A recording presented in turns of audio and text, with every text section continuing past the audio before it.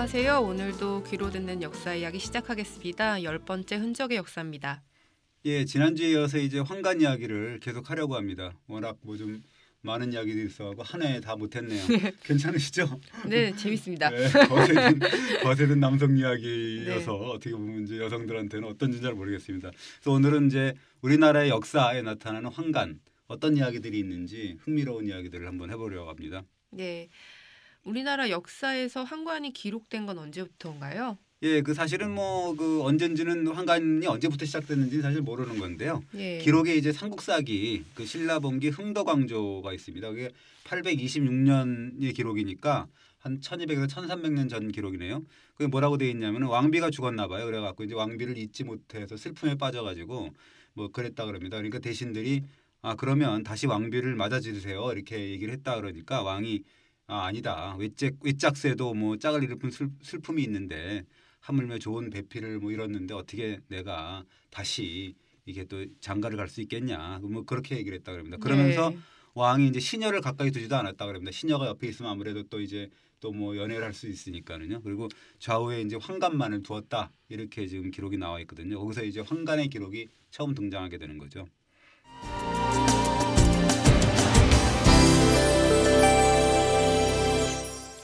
중국은 궁영이라는 형을 받거나 혹은 스스로 거세해서 황간이 됐다고 하셨잖아요. 네, 그렇습니다. 예, 우리나라는 어땠나요?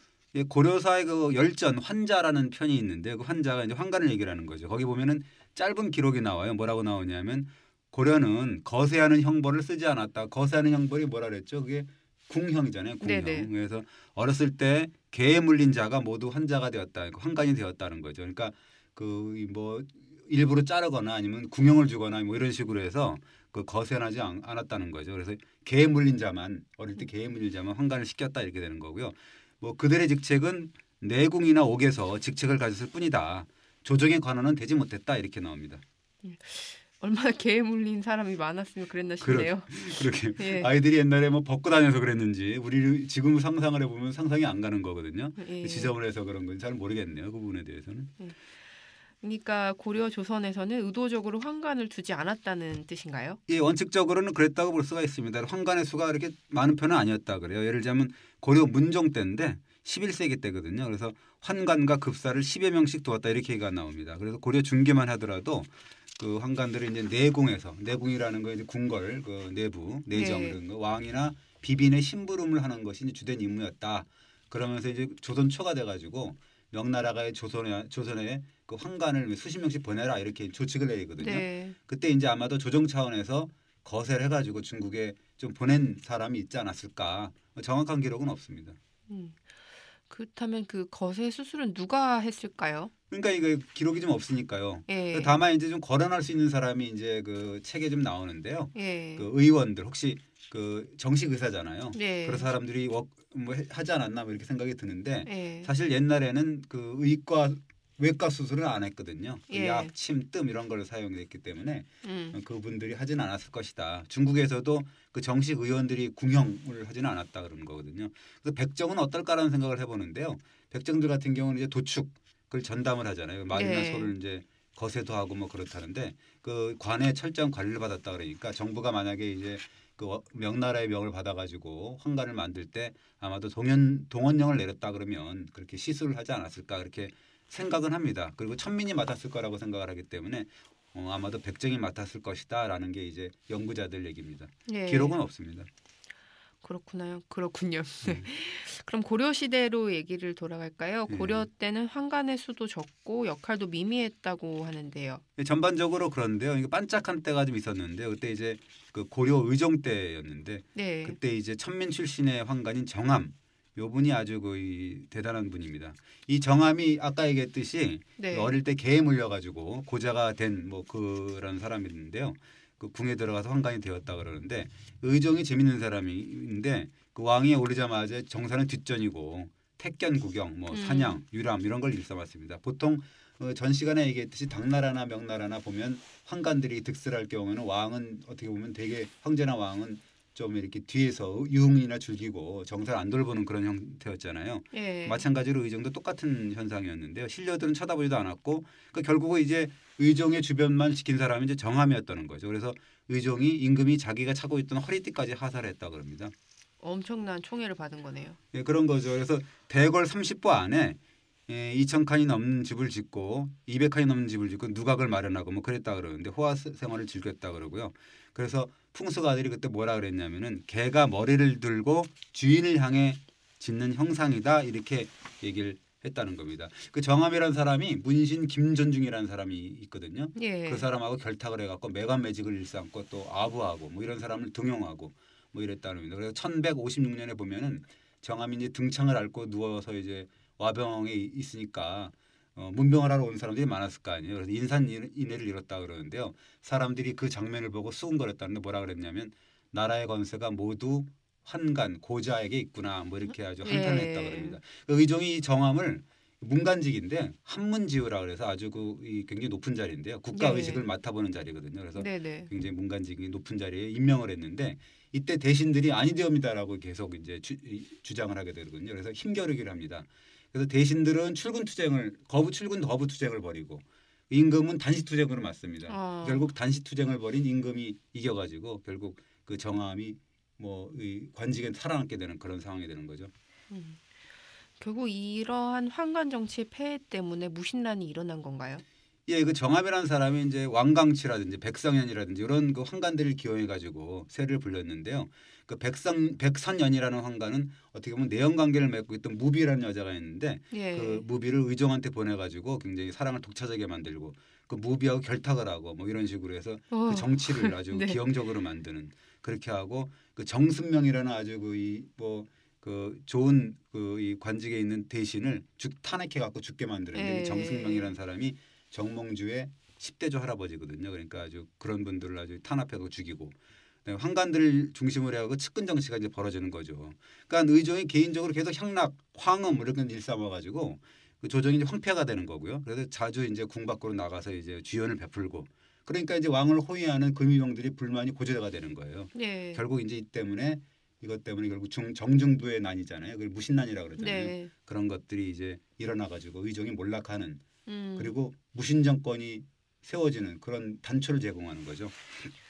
이때 환관들이 마지막으로 몸부림을 했다고요. 1170년에 이제 무신난이 일어나는데 그때 의정을 지키던 문신 환관들이 떼죽음을 당합니다. 그래서 그 환관 왕강치라는 사람이 이 환관들을 모아갖고 무신난을 일으킨 정중부를 습격하려다가 그 비밀 누설로 이제 들켜가지고 환관들이 다 죽는 그런 비참한 경우가 있었고요.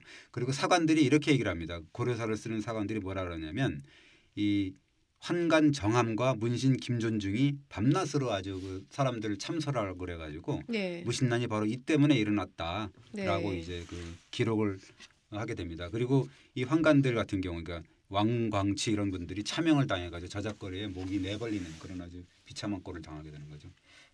근데 그렇게 죽어나간 환관들이 원나라 때 다시를 고개를 들었다고요? 그때도 이제 원나라 복속되잖아요. 그래서 원래 그 복속국에서 보통 환관들을 차출하는 그런 상황이어서 원나라 궁궐에서도 보면은 거기서 이제 우리 조선 출신, 아까 고려 출신의 환관들이 거기서 일을 한 거죠. 천노배 출신이었는데 결국 출세를 위해서 환관이 된 사람들도 많았다 그럽니다. 누가 있었어요? 그 우선 이제 충렬한 때 이 환관이었던 최세연이라는 사람이 있었는데요.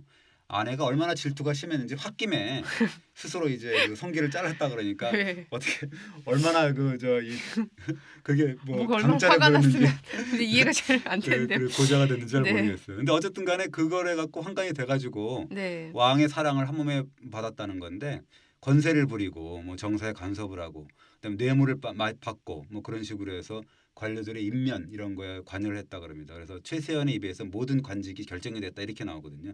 그래서 이 최세연을 부러워해 갖고 그때 자기 손으로 막 거세하는 자가 막 생겼다 그러는 거죠. 그 최세연 얼마나 오만방자했든지 임금 앞에서도 말을 달리고 그래서 아주 굉장히 좀 안 좋은 그런 상황으로 이끌어졌던 거죠. 또 누가 유명한가요? 많습니다. 그 원나라 세력이 이제 기대가지고 우리가 부원파라고 역사에서 배우잖아요. 네. 그 이 왕을 막 갈아치기도 하고 막 그러거든요. 그래서 네. 그 이숙이라는 사람, 그다음에 충선왕을 티벳으로 유배시킨 사람이 있었는데 배간 독고사, 이 우리 이 고려의 어떤 이름으로 잘 모르는 사람인데 어쨌든 그런 여러 사람이 있는데 다 말씀드릴 필요는 없을 것 같고요. 그 이 한 사람만 소개하자 그러면 이 여러 그 이 원나라 조정에서 활약한 환가들이 많은데 고려의 국호를 지킨 한 명만은 반드시 소개해주고 싶은 사람이 있습니다. 근데 국호를 지켰다면 그 굉장히 기특한 분이시네요. 네. 그런 분이 있었어요. 예, 그 방신우라는 네. 인물입니다. 이게 경상도 상주 출신인데 충렬한 때 황관이 돼가지고 원나라 들어갔습니다. 그리고 예. 원나라 황태호를 섬기는데 여러 차례 하여튼 고려하고 충선왕을 구해주고 고려의 예. 이익을 대변합니다. 그때 이제 무슨 일이 생겼냐면 북방에 팔렴이사라는 사람이 있었어요. 근데 원나라에 네. 항복을 했는데 원나라가 이제 그를 위한 땅을 이제 물색을 했어요. 그러니까 예. 그 원나라 조정에서는 어느 땅을 주려고 그랬냐면 압록강 동쪽 예. 고려 땅인데요. 거기를 내주자 이런 움직임이 있었어요. 그때는 고려 영토잖아요. 그게 이제 축소가 되잖아요. 만약 그 사람한테 영토를 주게 되면. 네. 그러니까 충선왕은 이제 고민에 빠지는 거죠. 그래서 아주 이 고려 조정이 멘붕에 빠졌는데 그때 방신우가 원나라 황제한테 고합니다. 고려의 땅은 좁고 산이 많아서 농사 짓고 목축할 만한 곳이 없다. 원래 북방 사람들 같은 경우는 목축을 하게 되는데 고려 땅에는 그럴 만한 풍속을 갖게 이렇게 할 수 있는 땅이 없기 때문에 그래봐야 아무 소용이 없다. 오히려 고려 백성들만 크게 놀랄 것이다. 그리고 네. 잘못하면은 별난이 일어난다. 이렇게 얘기를 해가지고 원나라 황제가 이제 계획을 포기했다 그럽니다. 그러니까 어떻게 보면 황간의 세치어로 위기를 넘기게 된 거죠. 예. 어리가 좋은 것 같습니다. 네.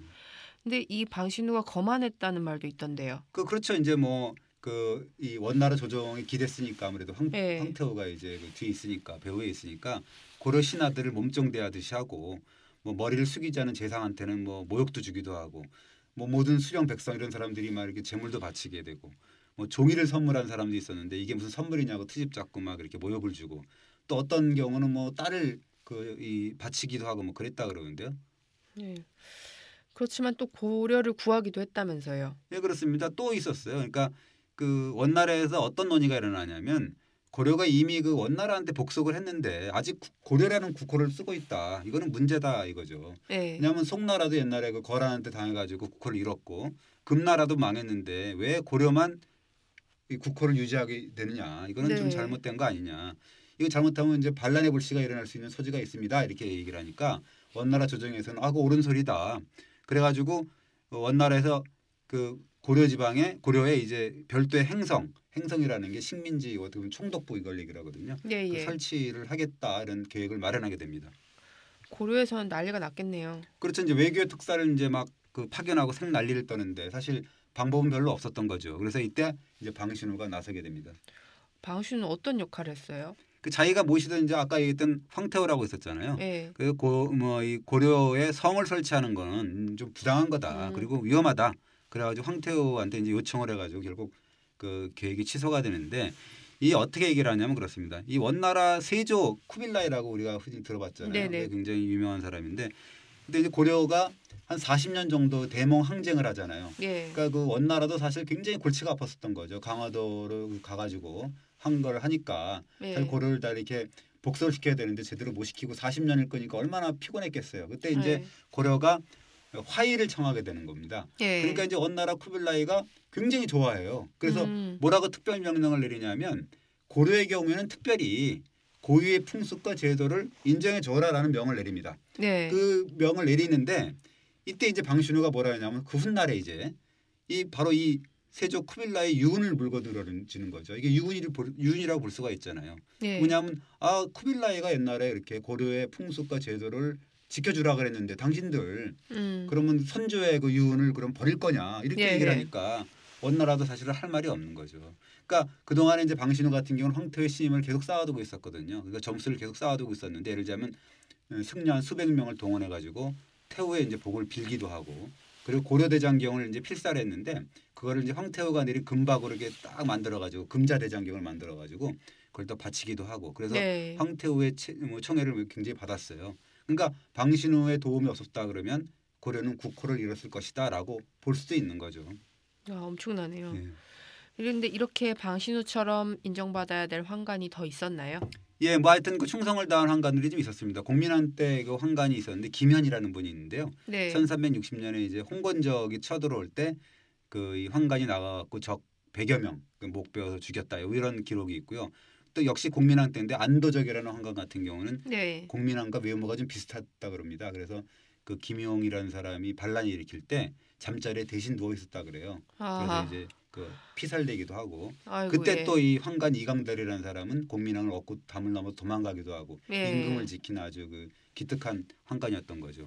그리고 이제 이성계가 위화도 회군을 하고 환관 회군을 하니까 환관 한 80여 명이 이제 우왕을 모시고 고려 우왕 있잖아요. 네. 그걸 모시고 갑옷을 입고 이성계한테 대항하려다가 결국 실패로 돌아간 일도 있었습니다. 그러니까 결국 뭐 나름으로는 보면 나라하고 임금을 사수하려고 꽤 애를 썼던 그런 충신들이었던 거죠.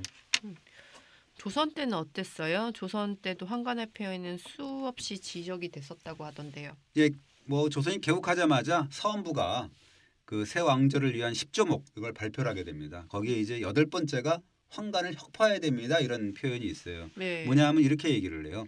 환관은 대개 영리하고 말을 잘합니다. 임금의 얼굴빛을 잘 살피고 뜻을 잘 맞춥니다. 그 때문에 군왕은 왕왕 그 꼬임이 빠집니다. 환란이 일어납니다. 앞으로 그 노련한 간물이라는 게 간사한 물건이라는 소리잖아요. 예. 사람으로도 취급하지 않았던 거죠. 네. 그 간물들을 내쳐야 합니다. 이렇게 얘기를 하기도 하고 그 성종 때 대사원인데 한치영이라는 분이 또 뭐라 그러냐면 환관은 임금과 아침 저녁으로 함께 삽니다. 네. 그러나 여러 대신들은 출퇴근하지 않습니까? 그러니까 결국 어두운 곳에서 몰래 사라지고 몰래 빼앗는 거. 그러니까 어떤 일이 벌어질지 모르는 거고 네. 대신들 같은 경우는 뭐 대명천지에 와갖고 따지고 그래봐야 뭔 소용이 있겠느냐. 그러니까 어려운 일이다라는 거죠. 그럼에도 임금은 환관을 버릴 수가 없었다고 하는데요. 예, 그랬습니다. 뭐 임금에게 환관은 필요악의 존재 이렇게 볼 수가 있는 거죠. 폐해는 누구보다 잘 알고 있죠. 예. 왜냐하면 그 국정을 농단하고 막 그러니까. 그러나 지근거리에서 자기 뜻을 이렇게 맞추고 네. 그 알아서 전달해주고 이런 사람이 필요하잖아요. 뒤치다거리하는 네. 사람 필요하기 때문에 그리고 그게 편하니까. 예. 그 예를 들자면 이제 뭐 10세기 정도에 이제 그 광동성 중국 거기 네. 그 환관왕국 정도 됐다 그러는데 거기 남한이라는 나라가 있었는데 거기 군주가 그랬다 그럽니다. 모든 신하들한테는 가정이 있지만 그래서 이제 그 가정이 있어가지고 만사를 제쳐놓고 군주를 위해서 일할 까닭이 없는 거다 그 사람들은. 네. 그러나 환관들 같은 경우는 밤낮으로 같이 살지 않느냐. 그러니까 군주가 믿을 수밖에 없는 사람들 아니냐 이렇게 얘기를 한다 그럽니다. 그러니까 군주 같은 경우는 환관의 폐해를 알면서도 기댈 수밖에 없는 처지고 예. 어떻게 보면 마약 뭐 그런 건가 보죠. 그러니까 그 뭐 제가 안 해봐서 모르지만 그뭐 어쨌든간에 또 이게 왕권 강화를 이제 이렇게 노렸던 군주들 같은 경우는 예. 이 신료들 있잖아요. 그거를 이제 정치를 깨려고 이미 환관들을 이렇게 이용을 하고 그랬던 건 지난번에도 얘기했지만 마찬가지였던 것 같습니다. 근데 또 너무 과하면 군주를 욕보이게 되고 또 종묘사직을 어지럽게 했다는 죄로 처참하게 죽기도 했고 환관이라는 존재가 아슬아슬한 줄다리기였을 것 같은데요. 예, 그렇습니다. 김사행이라는 환관이 있었어요. 그 조선 초에 네. 이 궁궐의 법도를 이제 확립한 공로 이런 걸 인정받아가지고 공신의 대열에도 올라든 사람인데 결국 이제 경복궁하고 이제 종묘를 지을 때 네. 이 김사행이라는 사람이 직접 먹줄을 들고 이 땅을 측량을 하고 뭐 그렇게도 했다 그러는데요. 네. 또 어떤 일이 있었냐면 그 태조 이성계하고 술자리가 있었는데 그때 술에 취해 갖고 어떤 사람이 칼을 빼 갖고 대드는 경우가 있었는데요. 네. 이때 그 환관 조순이라는 사람이 이게 막았다 그럽니다. 그러니까 그때도 굉장히 조순이라는 사람도 공이 있었던 거죠. 예. 그러니까 그런 막은 일이 있으니까 그 조준, 정도전, 남은 이런 사람들이 굉장히 개국 공신이잖아요. 조선에. 그 사람들이 이 환관 조순을 위해서 뭐 잔치까지 벌어졌다는 그런 얘기가 있습니다. 그리고 예. 말 한 필까지 이렇게 선물했다 그러기도 했는데요. 그만큼 그 아까 얘기했던 환관 김사행, 그다음에 환관 그 조선 이런 분들 같은 경우는 조선 초에 굉장한 권력과 그 영예를 차지했던 그런 분들이죠. 정말 잘 나간 환관들이었네요. 한때는 그랬습니다. 그러나 결국 그 사람들의 말로도 결국 명나라 시대나 뭐 당나라 시대 환관처럼 그렇게 그 좋지는 않았어요. 네. 그 뭐 이 두 사람 같은 경우는 잘 나갔을 때도 왜 뇌물을 받고 청탁을 받았다는 것 때문에 굉장히 탄핵을 많이 받았거든요. 네. 그때는 이제 자기를 사랑하는 임금이 있었을 거 아니에요. 그래갖고 아무 문제가 없었는데 세상이 바뀌니까 이제 운명이 또 급전직하를 하게 되는 거죠. 그것이 환관의 운명이라고 볼 수가 있는 건데 예를 들자면 1398년 8월에 왕자의 난이 일어납니다. 그래갖고 그 이방원 태종 이방원이 그 이 원래 세자 이방석의 그 측근들을 다 죽이게 되는데 네. 그때 김사양하고 조순이 그 이 어린 세자 이방석의 비호 세력으로 분류가 돼갖고 참수를 당하게 되는데 조순 같은 경우는 아까 우리가 네. 정도전 뭐 같은 사람한테 뭐 잔치상 받았다 그랬잖아요. 그 잔치상 받은 지 한 달 정도 돼가지고 그만에 이제 뭐 목이 잘리는 그런 아주 비운의 주인공이 되는 거죠. 환관들의 운명이라는 게 그렇게 덧없었다고 볼 수가 있는 거죠. 왠지 짠하네요. 네. 네. 임금 앞에서 모자를 집어던진 환관도 있었다고요. 네, 얼마나 그 아주 골치 아팠으면 그랬겠습니까? 그 태종 때인데요. 그 환관 노이봉이라는 인물인데 이 태종이란 분이 우리가 알다시피 왕권이 굉장히 강했잖아요. 그리고 네. 성미가 아주 불같고 까다롭기로 유명해가지고 네. 아주 그 환관들이 모시기가 어려웠다 그럽니다. 그 노이봉이라는 환관이야말로 아주 까탈스러운 태종 이런 사람을 인내심 있게 모셨던 어떤 유일한 사람이다 이렇게 얘기를 하고 있는 거죠. 태종이 환관들을 어떻게 대했길래 그런 말이. 하여튼 뭐 환관들 뭐 툭하면 목에 가두고 내쫓고 매를 치고 뭐 그랬다 그러는데요. 예. 예를 들자면 태종이 어떤 일이 있었냐면 신하들의 마음을 떠보려고 양녕대군 그러니까 세자죠. 예. 세자한테 양해를 하겠다라고 이렇게 살짝 그 이 얘기를 합니다. 그게 선입하동이라는 거거든요. 네. 그러니까 뭐 그러면서 이 노이봉이라는 환관한테 이 옥새를 그 세자한테 빨리 갖다 줘라 이런 식으로 아주 닥달을 하게 됩니다. 그런데 왕명을 전하는 입장이었지만 대신들은 말도 안 되는 소리니까 하지 마세요. 예. 세자는 그거 못 받겠습니다 하고 울부짖고 난리를 쳤을 거 아니에요. 근데 그걸 또 갖다 주라고 또 태종은 또 막 윽박지르고 그러니까 중간에서 굉장히 거의 애를 먹었다 그러거든요. 네. 그 실록에 이렇게 나와요. 그 도승지 황희와 함께 임금을 아련했는데 노이봉이 예. 어떤 불벼락이 떨어질지 몰라가지고 부들부들 떨었다 이렇게 표현이 나옵니다. 그렇게 부들부들 떨고 서슬퍼런 상황인데 모자를 집어던져요. 그러니까 뭐 그 이후에도 하여튼 뭐 불같은 성격 때문에 하여튼 뭐 감옥에 뭐 드나드는 일이 많았다 그럽니다. 예. 거기 뭐 실록이 이렇게 나옵니다. 태종이 충애했던 환관 노이봉은 변덕에 죽을 듯했던 임금 때문에 감옥에 처박히기 일쑤였다. 말 실수했다고 옥에 갇히고 임금의 말을 잘못했다고 또 감옥살이하고 뭐 이렇게 뭐 계속 예. 그랬다 그러고 그 1411년에도 이제 그런 일이 있었는데 임금의 말을 잘못 전했다는 것 때문에 호된 꾸지람을 받는데 어떤 꾸지람을 받냐면 다른 그 부하 내관 그러니까 네. 그 환관한테 시켜가지고 임금이 저놈의 머리채를 잡고 중문으로 쫓아내라 이렇게 명령을 내립니다. 그러니까 예. 이제 그 중간이라는 그 후배가 노이봉을 잡고 이렇게 끌고 내려올 거 아니에요. 머리채를 잡고 끌고 내려오니까 얼마나 화가 났으면 노이봉이 이제 막 그 모자 사모라 그러는데 그걸 그 나와 갖고 막 벗어 던지고 막 그랬다 그러는데요. 그때 이제 뭐 노이봉의 더러운 기분을 이제 그때 실록이 뭐라 그러냐면 이렇게 나와요. 그 중간이 중문에 이르러 벗겨진 사모를 노이봉한테 씌워주었다. 네. 그랬더니 노이봉은 사모를 손으로 벗어서 땅바닥에 던져버렸다. 섬돌 한 계단을 내려설 때 땅바닥에 떨어져 다친 데가 몹시 아팠다 이렇게 나오거든요. 그러니까 얼마나 그 이제 환관을 그냥 못 살게 굴었으면 네. 그 환관이 그냥 오죽했으면 그렇게 막 모자를 던지고 뭐 난리를 떨었겠습니까? 그 조선시대 대표 환관이라면 연산군의 비행을 정면에서 꾸짖고 그리고 결국 죽었던 김처선이 있잖아요. 예, 김처선이라는 사람이 굉장히 유명한 거죠. 그러니까 그 환관이었었는데 세조 때 노비로 이제 전락을 했고 다시 또 왕명을 받아서 이제 궁으로 돌아온 인물인데 네. 성종 때는 정이품 자원대부까지 오릅니다. 원래 환관이라는 직책이 아무리 올라가봐야 종이품까지 오르는 건데요. 예. 김처선은 정이품 판서 그러니까 장관과 같은 역할을 대접을 받게 되는데요. 혹시 정과 종 네. 차이를 좀 아시나요? 예전에 들었는데 까먹었습니다. 네. 그 우리가 보통 보면은 뭐 무슨 관리할 때 보면 정부가 있잖아요. 정부. 네. 뭐 그런 개념이었던 것 같아요. 그러니까 정부요? 그 정부라는 게 뭐냐면 그 이 장관이면 차관, 그 다음에 그 이 총리면 부총리 그런 관계. 그러니까 정부. 정부 관계죠. 예. 그러니까 정은 바를 정자고 종은 따를 정자잖아요. 그러니까 네네. 그 버금간다는 의미에서 아마 그랬던 것 같아요. 그러니까 원래 환관은 종까지 오를 수가 있는데 종이품까지 오를 수가 있는데 그 차관급이나 뭐 부총리급이나 이렇게 오를 수가 있는데 정이품까지 올랐다는 거죠. 그러니까 네. 굉장히 출세를 많이 한 거죠. 예. 그러니까 이게 그 성종이 죽었어요. 그러니까 이제 김처선이라는 사람이 그 성종의 능을 모시는 그런 내시가 돼가지고 한 3년간 그 성종의 왕릉을 보살피다가 예. 그랬거든요. 그러니까 연산군이 성종의 아들이잖아요. 그러니까 네. 그 김처선의 공을 좀 높이 사가지고 말 한마디도 선물하고 그랬다 그럽니다. 말이 엄청 중요한가 봐요. 예, 그렇습니다. 김처선이 미움을 받게 된 건 왜 그런 거예요? 이 연산군이 이제 폭군의 기질이 나타난 거죠. 그러니까 그 연산군이 무오사와 유명하잖아요. 무오사와 갑자사 네. 우리가 뭐 흔히 외웠던 네. 그런 뭐 사활을 일으켜 가지고 이제 대량 사륙을 저지르잖아요. 예. 그러니까 연산군 일기 뭐 이런 문안을 보면은 김처선이 임금의 잘못을 곧잘 지적했다. 뭐 이런 예. 표현이 나오고요. 그다음에 연려실 기술이라는 그런 문헌을 보면 뭐라고 나왔냐면 김처선이 자주 임금의 잘잘못을 따지니까 연산군이 안으로 네. 내심 노여움을 품었다 이렇게 기록을 하고 있는데 실록에 이렇게 나와요.